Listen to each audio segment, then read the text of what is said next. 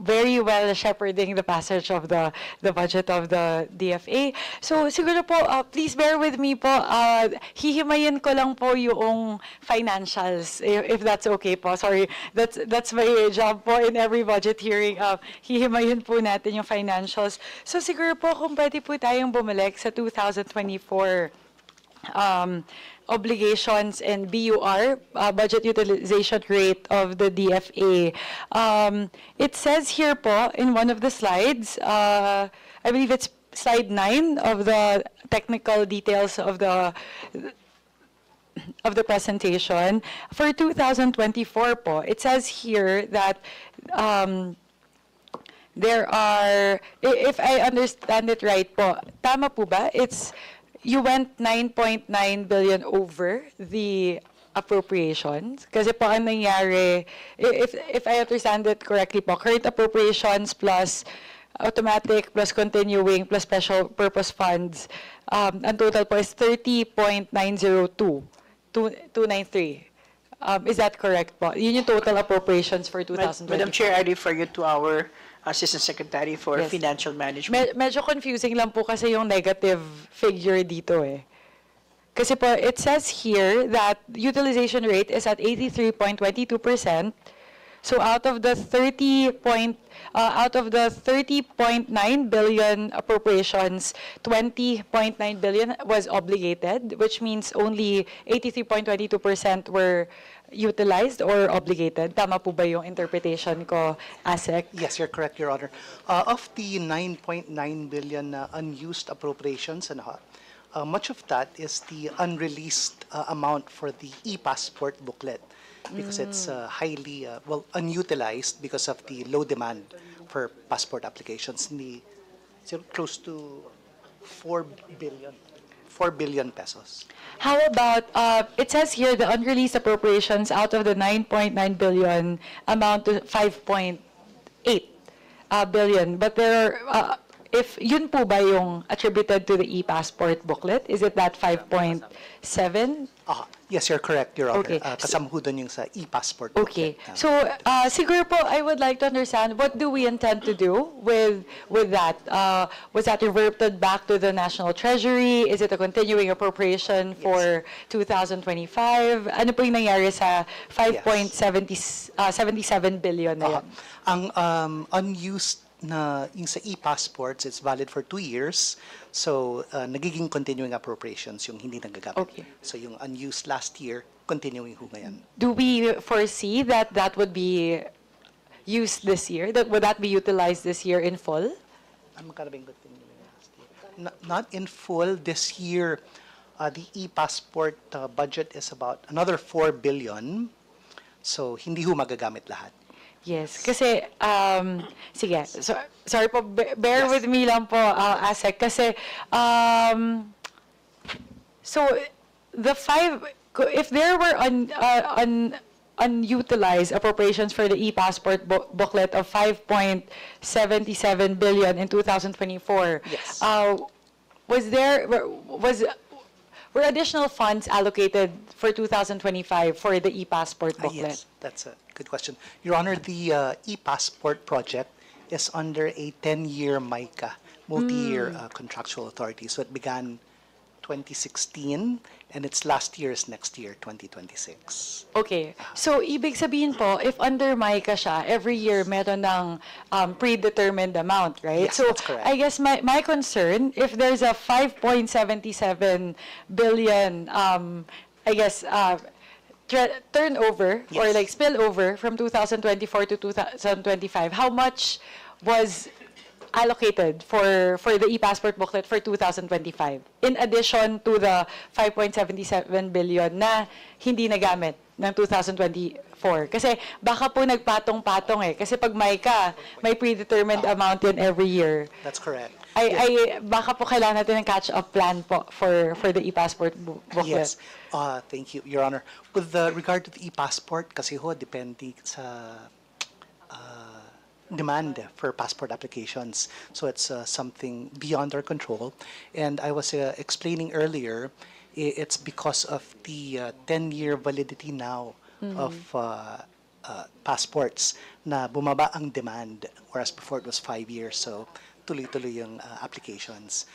Since it was first implemented 2018, we foresee na by 2027, 2028, aakyat na ulit, so there will be an uptick again in passport applications by then. Yes. Okay, so yun lang po siguro yung tindihan ko. So for 2026, the FY 2026 budget, as you said, 2026 would be the last year of the MICA for Yes. the e-passport Yes. booklet. So how much is allocated for 2026? Yes. Originally, ang na-allocate ho dyan is 4 billion, a little over 4 billion. But in our technical budget hearing with DBM earlier this year, May, we put forth the proposal, why don't we use yung mga hindi magagamit for other priority items? And they agreed naman ho. So about 13 Tier 2 proposals, 2 billion of the e-passport funds were used for that purpose. Towards, sorry, Yung mga Tier 2 proposals. Tier 2, okay, Yes. got it. So actually, that was exactly my point. I was driving Yes. to that point actually, that I was worried about the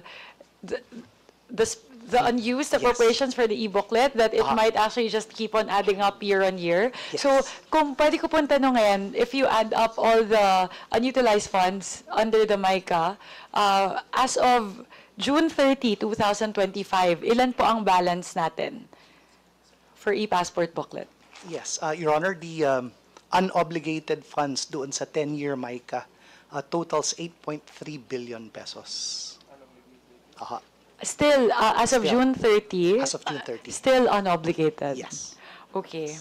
And then, maidadagdag tayo na 2 billion Yes. for 2026. For 2026, naggamit na ho yan for Tier 2 proposals. Yeah, because the 13 original of them. proposal was 4 billion, right? But only 2 billion out of that Yes. was agreed to be funneled towards Tier 2, right? Correct. So may natira pa rin 2 billion. Yes, which will be used for e-passport Yes. booklets this year. Okay, which means, I guess, yun lang siguro yung concern po. We still have 8.3 billion unutilized as of June 30, but we still will add 2 billion for 2026. So, may I ask po the rationale as to why out of the 4 billion in the FY 2026 budget, meron pa po tayong tinira na 2 billion as Yes. opposed to like totally funneling the 4 billion towards Tier 2 proposals.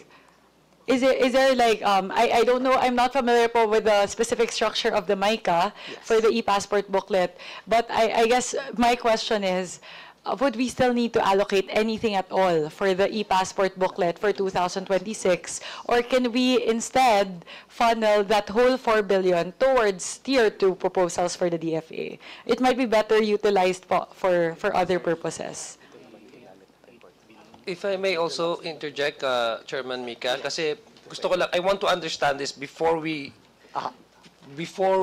carry this over to the plenary. It would be difficult for the sponsor to defend. I Yeah. just want to understand and be on the same page. When you say unobligated, there's a certain amount which is unreleased and unobligated. Magkaiba po kasi yung terminology in application when it comes to the actual usage of these funds, right? Yes. So you say when you say unreleased, but there's a pondo for that, but still DBM has yet to release that. When you say obligated, it's a continuing appropriation. Like even if hindi siya na-release, but continuous yung pagre-release sa kanya over the years, right? Yes. Like it's a multi-year implementation of a certain program. Yes, yes. So the MICA is a continuing appropriations, right? That's correct. Yes. So ibig sabihin siya, it's an obligated but yet unreleased. That's correct. That's So, correct? So para maintindihan po namin. Yes, ang nangyayari ho dyan, every quarter, we submit to DBM ilan hong passports ang na-issue. So they will issue the corresponding SARO for the amount that's needed to pay the provider, which is APO. So depending on how many passport booklets were issued on the quarter, they issue the corresponding SARO. So we pay the provider of the e-passport booklets. So dun kinukuha yung pondo sa MICA ng e-passports. Yes. So I think there was a suggestion by the chair person, Mika, that instead of just having this huge amount, sitting idly in somewhere, why can't you just use that to fund any other services? Yeah. Agree, Want to- Your yeah. Honor. Yeah. If I may po, we also have someone here from the DBM, Secretary Lazaro, if that would help po, because I guess, again, I don't know the specific structure of the MICA for the e-passport booklet, so I don't know if it's allowed, actually, for us to just take that whole amount of 4 billion. So, ASEC, would you like us to recognize our representative from, because I guess ang akin lang po kasi siguro, we still have 8.3 billion Yes. under that program. And again, given the uncertainty in terms of the demand for e-passports, we might not even utilize that at all. Kahit yung 8 billion, di ba? Even maybe until end of 2026, baka hindi pa natin magamit yung 8 billion. So siguro po, given that, you have that amount already lodged within the DFA, di ba? Maybe it's better to funnel it to more important immediate needs of the department. So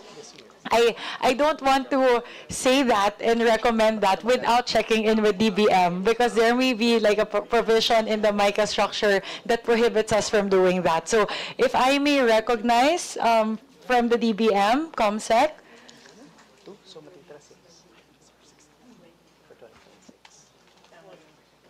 Kasi ma'am, kasi that would also contribute to your unutilization rate in general, your performance as an agency, 'di ba?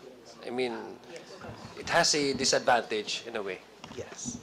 COMSEC, if I may, a representative from the DFA, ma'am, may you please, ano sabi ko? DFA? Hilo na. If I may please recognize the representative from the DBM, ma'am, please, may you please identify yourself for the committee? Yes, Madam Chair. I'm Mary Rose Aguilar po, Acting Assistant Director po ng Budget and Management Bureau D handling DFA po. For the issue po kasi ng DFA, like po na sinabi po ni ASEC, na meron po silang 10-year MICA po para dun sa e-passport. During the Tier 1 deliberation po namin, yun nga po, napansin namin na napakalaki po nung kanilang unutilized po sa e-passport. So, what we did po is kinausap po namin sila, baka pwede nilang i-re-evaluate po yung kanilang mga priorities for 2026. So, yun nga po, ang ginawa po nila is portion po nung e-passport because of the low demand po nung kanilang e-passport. Portion of that is nire-allocate po nila dun sa other priority projects po ng DFA.